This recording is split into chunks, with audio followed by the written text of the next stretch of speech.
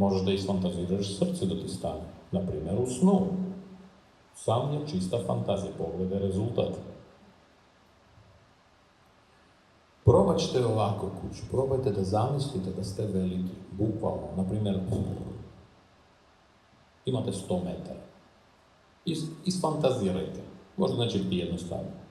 I onda obratite pažnju na vaše emocionalno stanje kad u svojoj fantaziji se povećate u dimenziji, bukvalno imaš 100 metara, znači ti si zgrada od koliko spratova? 30 spratova. I u svojoj fantaziji, što svi radi, ovako pogledaj naokolo i obrati pažnju na vaš emocionalni spektar. On će biti drugačije, ne isti. Telo će iskreirati nešto čega nije bilo. Krene da vibrira drugačije. Fantazija ima neverovatne mogućnosti.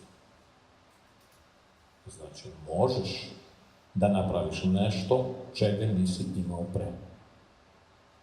Kreirajte svoju fantaziju, vežbajte svoju fantaziju, ali vežbajte racionalno. Racionalno to znači znate šta hoćete da dobijete, zato što to ti je kao droga.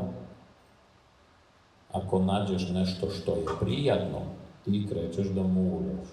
Non stop vrtiš to. Ne, koristite različite fantazije. Uđite pod vodu. Na mojim kursevima kad je mi ponekad vežbamo to. Uđite pod vodu u fantaziji i probajte da udahnete. Iznenadit ćete se do koje mere je to teško. I onda ja ću vas reći, pa to je najbanalnija stvar, to sve u vašoj glavi. Po logici ne bi trebalo da ima nikakvog problema. A zašto onda ima? Zašto se suprotstavlja telo tome, ako je to čista fantazija? Znači, ta čista fantazija ima element realnosti za vašu glavu. Tako možete da izvežbate nešto novo. Budućnost nastala. Fantazija kao takva će zauzimati sve više i više mjesta. Čovjek sutrašnjeg dana to nije isti. On i danas nije isti. Ezoterija kao takva, ja ću malo kasnije pričati u drugom segmentu ezoterije. Ne ona ezoterija iz prošlosti. Bioenergija, mašaš rukama, svima je dobro. To je prošlo. To je kameni vijek. Ezoterija kao takva će biti sastavni deo našeg života. Čudno zvuči. Vi ćete biti samo ezoterija. Ne pričam sutra preko sutra, za neko vreme. Emocije će prestati da budu dominantne. Do sada, sam to govorio, opet ću ponoviti, čovjek misli ono što osjeća. I ne treba da se zavarava. On uvek misli ono što osjeća. Ako se osjeća komfortno, neće reći, što mi je odvratno, toliko se dobro osjeća. Ne slaže se. On će reći, super se osjeća. Opcija, odvratno mi je, super se osjeća. To je rano, ali za neko vreme će biti tako. Kad emocije neće biti dominantne, nego će se pretvoriti isključivo u instrument.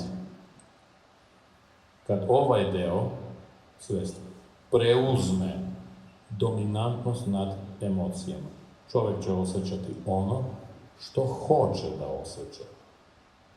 Zamislite, ovdje sad bi malo nervoze sa elementom ljubomora bi bilo tamo.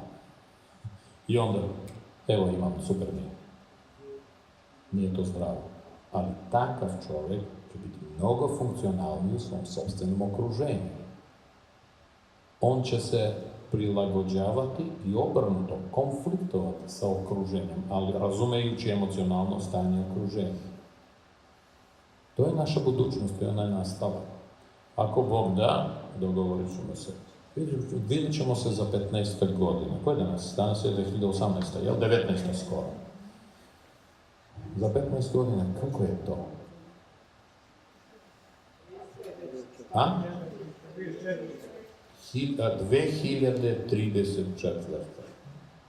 Obratite pažnju odmah koliko je to daleko za našu glavu. 2034. A sada idemo 15 godina unazad. Koja je to godina? 2003. To je vrlo čudno. 15 godina unazad to je juče, 15 godina napred to je nedogledno. Pa doživljaj vremena bi trebao da bude isti, što napred, što nazad. ako je vreme toliko linearno, ali realno ne, ono se zgušnjava. Ono ide ovako. Sada nema vremena. 2017. je bila ovakva, 2018. podsepana na delove, čućete za 2019. Ona će biti interesantno konstruktivna. Ali ona će biti konstruktivna, ne linearno. Konstrukciju će se raditi paralelno na u nekoliko pravaca. I ljudi će se menjati. By the way, i geopolitika na svetu će se menjati nekim neočekivanim preokretima. Ali ona će biti već konstruktivna. Ako 17. bila destruktivna ili reorganizacija, 18. lom, 19. kreće već nešto da se renovira na novi način. Mi živimo sada u tom periodu. A kad se budemo vidjeli za 15 godina, vi ćete biti mnogo mlađi. Ja ću reći, što sećate li se? Šta smo pričali 2019. početak? Pogledajte gde smo sad. Biće mnogo interesantno. Sad, mala digresija, sad vraćamo se normalan svijet. Čime se ja bavim? Ja kreiram u banalnom razumevanju čuda. Šta je čudo? Čudo je ono gde se ne može proces jednostavno objasniti. I on je subjektivan. Nema mene, nema mog čuda. Znači, on je neponovljiv. Element čuda zavisi od konkretnog subjekta. U mlađim godinama sam bio muzičar i to onako i poznat u svojoj državi, opsednut muzikom, pisao sam, bio sam na sceni, standardna priča, ništa novo. Onda je ezoterija uzela svoje, država ruska, država ova, država Holand, bla, bla, bla, bla, bla, bla, bla. Nova saznanja, nova znanje. I nedavno, realno, pre 5 godina, nekako sam se ponovo vratio ka muzici. Krenuo sam sa Sergijom, sa svojim sinom, kolekcioniramo gitare, imamo jako lepu kolekciju, bukvalno smo se vraćali. Već znajući mnogo, ja sam imao neko razumevanje, ali za sada samo hipotetičko razumevanje. Da li ja mogu da utičem na ezoteriju ne u biološkom objektu, nego u materiji? Ne, u biologiji jednostavno, zato što biologija je strašno brza, užasno brza. Kad se mi svi nažderemo ko beli ljudi, ja uvek ponavljam, i za 24 sata nabacimo 1 kilogram masti normalno, u toj masti ima oko 7 kilometara, dragi moji prijatelji, krvnih kapilara. Samo krvnih kapilara, znači za 24 sata to se razmnožava sa takvom neverovatnom brzinom. Tamo je rat na ratu, jedna čeli ubija drugu, ona crkava, ono, trte mrte. Znači sa biologijom jednostavno, zato što procesi idu strašno brzo. Da li je jednostavno sa materijom, gde procesi idu mnogo sporije. I ja sam krenuo sa svojim eksperimentima u kooperaciji sa naukom. Mislim, ima jedan moj drug naučnik, dosta jak naučnik, a naučnici kad su jaki, vrlo često dođu do ezoterije. Zato što tamo se nalazi ono što nije poznato. Sad, zašto gitara? Sad malo digresija prema gitarama. 54. godine, 1900 normalno, Leo Fender napravio Fender Stratocaster. Da pokažem.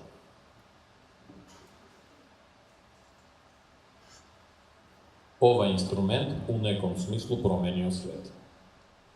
Leo Fender je bio elektroničar, on je stavio ovo na plastiku, za ono vreme bilo katastrofa. Zato što koncept je bio potpuno drugačiji.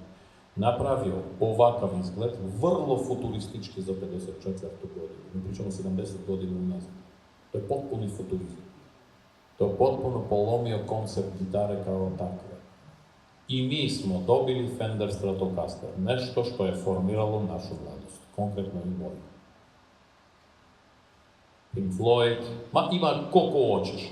Pink Floyd i Purple, sve i svašta. Ovaj instrument gdje je naše generacije slušala po ceo dan. Ovaj instrument formirao muziku. Osim ovog instrumenta bio drugi instrument,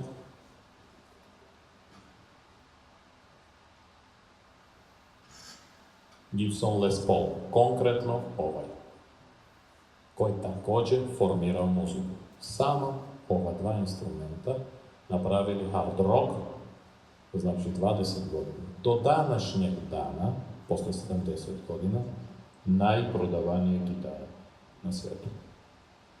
Na veliku žalost, Gibson kao takav sad se nalazi u velikom problemu. Oni su skoro bankrotirali, sad totalna reorganizacija. Ali zvuk kao zvuk se nije menjao 70 godina. To znači nije bilo evolucije zvuka. Što apsolutno nema ni trunke smisla. Sve je evoluiralo, digitalni svet je nastao. Mislim, Skype, Trtek, šta god, mislim ti pogledaš.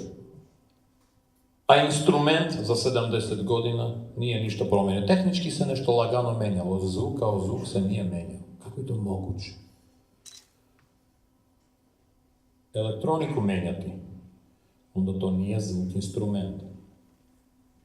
I ko što je bilo izjavljeno na NAM-u, a NAM je asocijacija, međunarodna asocijacija, to je u Americi muzičkih proizvođača. Svi čekaju groundbreaking news. Znači nešto novo u instrumentu gitare, zato što staromodan je zvuk. A šta se menjati, a šta treba da se menja, to se ne zna. I ja tu krenemo eksperimentisanje. Prvo eksperimentisanje, prva faza je bilo drvo. Šta ja mogu iz pozicije metafizike, ezoterije da uradim sa drvetom? To je živa materija. Jeste posečeno drvo, ono je umrlo. Šta je zvuk? Dozvolite da objasnim. Drvo izgleda kao naše telo. Tamo imamo milijone i više malih, tankih kapilara. Kroz te kapilare voda se penja uprkos svim zakonima fizike gore. Znači, šta je zvuk? U tim kapilarima, kad se suši drvo, ostaje voda, mikronski, to ima i ulje i ovog i onog ostaje. I onda to se lagano kristalizuje. Zvuk, to je talas gdje ti mali kristali dodiruju jedan drugi. To mi zovemo zvuk.